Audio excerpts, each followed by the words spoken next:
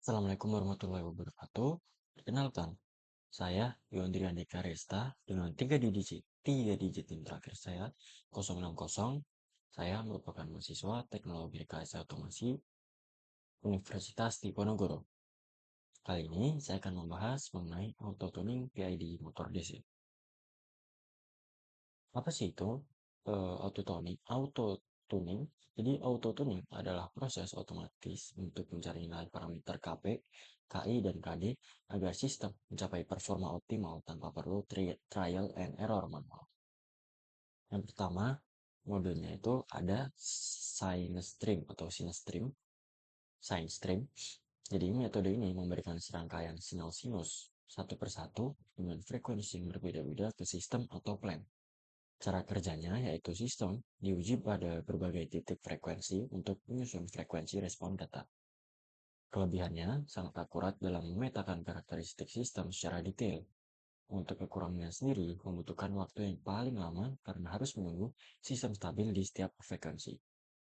Mode yang kedua ada superposition atau superposisi.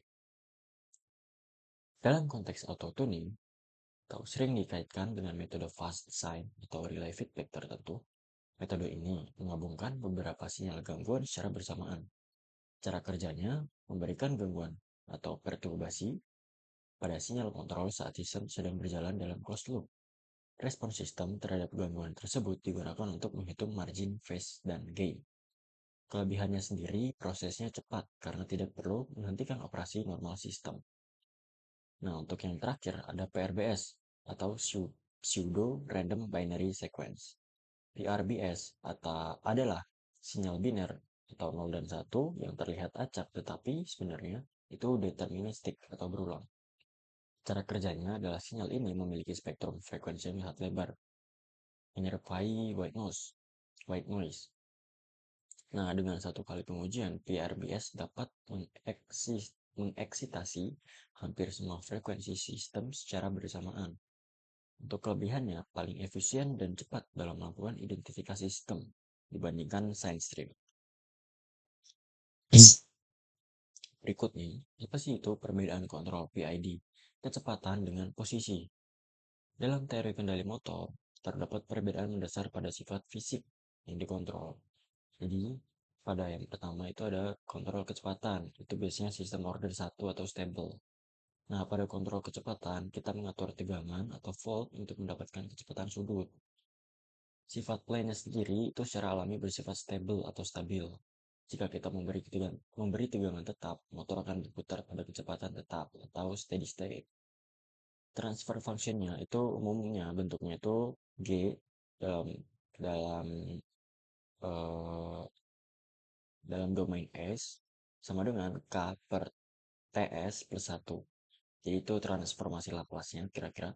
Kemudian ada karakteristik PID, komponen integral atau I sangat krusial di sini untuk menghilangkan steady state error agar kecepatan motor tepat sesuai set point meskipun ada beban. Nah, apa sih itu kontrol posisi atau sistem integrating? Pada kontrol posisi, kita mengatur tegangan untuk mendapatkan sudut posisi. Nah, sifat plane sendiri itu bersifat integrating. Secara fisis, posisi adalah hasil integral dari kecepatan. Jika kita memberi tegangan tetap, posisi motor akan terus bertambah dan tidak akan berhenti di satu titik kecuali tegangan diputus. Nah, untuk transfer functionnya berbentuk G dalam domain S sama dengan K, S dalam kurung TS plus 1. Simbol 1 per S menunjukkan sifat integrator. Nah, pada karakteristik PID, komponen derivatif atau D sangat penting untuk meredam osilasi karena sistem posisi cenderung sulit berhenti tepat waktu atau overshot akibat momentum. Nah, di sini ada tabel perbandingannya. Yang pertama ada output utama, untuk kecepatan itu RPM, untuk posisi itu derajat. Untuk sifat alami, kontrol kecepatan itu stabil. Nah, untuk posisi itu integrating atau terus bertambah. Tantangan utamanya pada kecepatan itu menghilangkan steady state atau error. Nah, untuk pada posisi itu mencegah overshot dan berhenti tepat. Peran kunci PID pada kecepatan itu integral. Nah, kalau kalau di posisi itu derivatif. Nah, untuk teorinya kurang lebih seperti itu. Kita akan langsung praktek menggunakan MATLAB Simulink-nya. Oke teman-teman, di sini kita langsung masuk saja ke rangkaian pada MATLAB-nya. Tentu di sini kita membutuhkan rangkaian PWM, kemudian di sini ada rangkaian encoder, di sini ada low pass filter, di sini ada blok delta time, kemudian ini merupakan, nah ini dia, ini merupakan rangkaian utama dari rangkaian ininya, rangkaian keseluruhan. Jadi di sini kita memerlukan blok konstan yang nyambung ke goto variabel SPY speed. Untuk konstannya kita mengatur menggunakan slider. Nah, pada SPY speed nyambung ke sum. Pada sum nyambung ke PID Z atau PID controller, sorry.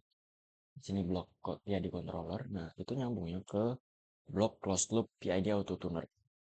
Nah, jadi ibaratnya tokoh utamanya di sini blok ini ya, teman-teman. Ya, ini bisa nyambung ke konstan, kemudian di nyambung ke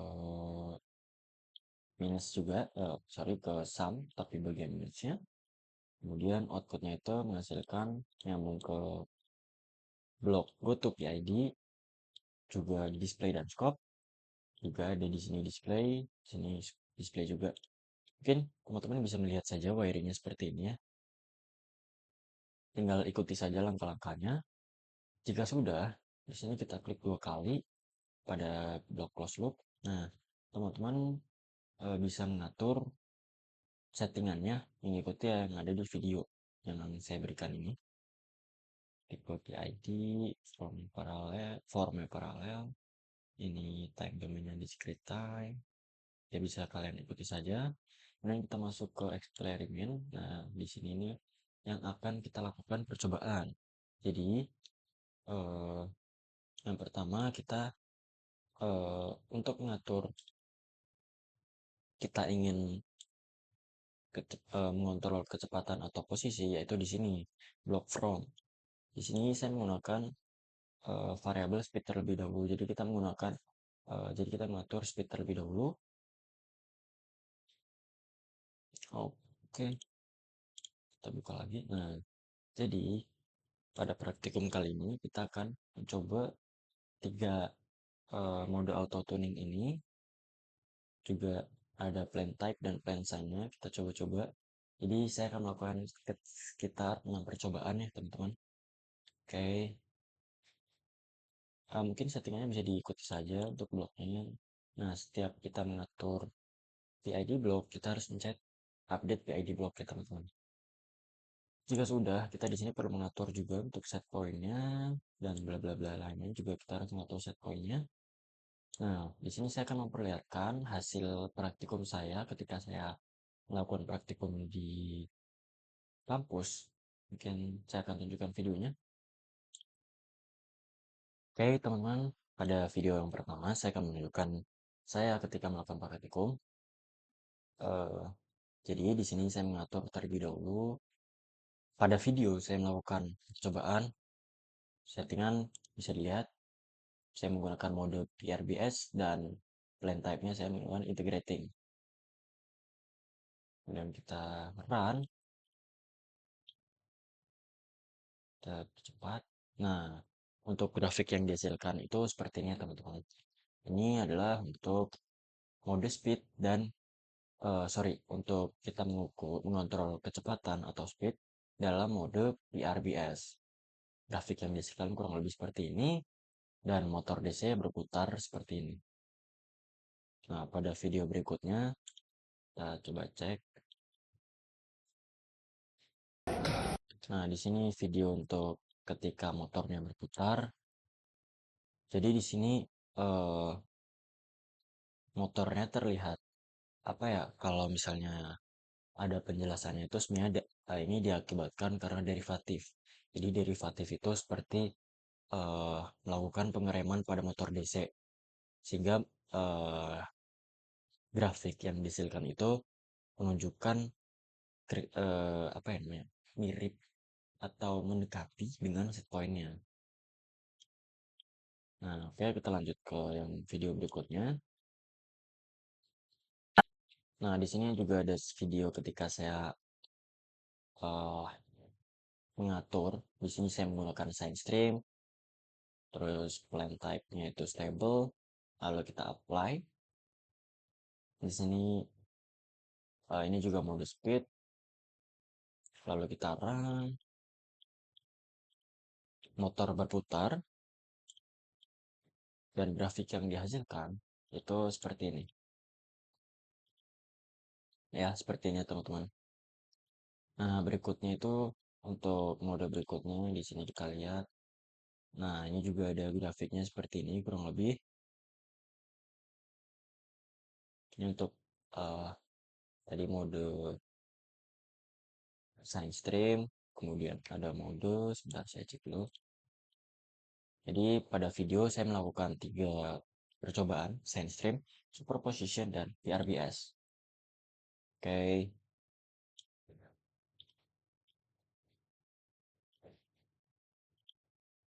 kita lihat grafiknya seperti ini, motor berputar, ya. Mungkin sebelumnya saya juga mohon maaf, hanya melakukan kurang lebih 3 percobaan yang saya dokumentasi, karena sisanya tidak sempat saya dokumentasi karena mengapa? Karena di sini pada modul itu kita diharuskan mencoba sekitar 6 percobaan, sedangkan em, sebentar, sedangkan pada prosedur auto tuning itu kita memerlukan set point bebas di setting ke nilai berapapun. Kemudian kalau sudah stabil di sini untuk blok konstan ini kita on, kemudian kita harus tunggu 200 detik atau lebih. Nah, hal tersebut mengakibatkan jadinya saya tidak mendokumentasi secara full karena ya membutuhkan waktu yang sangat lama dalam praktikum. Namun ya percaya tidak percaya ya, tapi saya sudah melakukan praktikum hingga 6 percobaan atau lebih bahkan, dan ya bisa saya simpulkan bahwa auto tuning ini sebenarnya bekerja dengan baik, cukup baik, namun memang membutuhkan waktu sangat lama hingga akhirnya grafik menunjukkan steady state itu. Jadi pada saat itu saya kurang lebih menunggu sekitar ya hampir 3 menit sampai 5 menit untuk setiap percobaannya hingga grafik itu hampir mendekati nilai set point. Jadi sebelumnya saya mohon maaf kenapa saya nggak melakukan praktikum, sorry, saya nggak melakukan dokumentasi secara full karena memang waktunya sangat lama, dan saya juga eh, ya tidak sempat untuk melakukan dokumentasi karena waktu yang sangat lama saat praktikum. Jadi saya melakukan mendokumentasikan sekitar 3 percobaan, dan 3 percobaannya saya tidak dokumentasi. Saya mohon maaf. Namun yang bisa saya simpulkan bahwa eh, bisa dilihat juga di sini untuk tabel, sorry, untuk grafik posisi pada mode posisi ini seperti ini. Jadi dia awalnya seperti ini, lalu kita off kan, nah dia langsung apa ya namanya, kayak terjadi lonjakan gitu. Kemudian auto tuning bekerja sehingga grafiknya kembali stable steady state. Oke. Oh iya, saya lupa menjelaskan juga bahwa pada settingan ini kita perlu nyeting bagian sini. Kita perlu klik, kemudian kita pilih connected I/O. Oke. Mungkin cukup sekian yang bisa saya jelaskan. Sebelumnya saya mohon maaf karena mungkin saya tidak dapat menampilkan dokumentasi tiga dokumentasi sisanya. Namun ya cukup sekian yang dapat saya sampaikan. Wassalamualaikum warahmatullahi wabarakatuh.